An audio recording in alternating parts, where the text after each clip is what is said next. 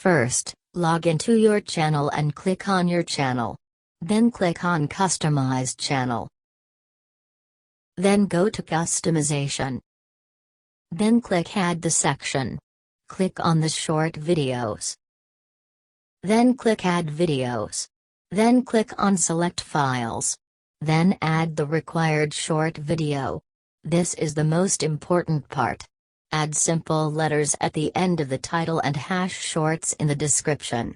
Then do not add a thumbnail or a playlist. Add tags if needed. Here you need to add the first 2 tags as #shorts and shorts. Then publish the video. If necessary, share on social media. Go back to your channel. Here you can see the video you added under short videos. How to make shorts videos on blurred both sides. To do so, watch the video here. Subscribe to the Sam Story YouTube channel and click on the bell icon. Thanks for watching.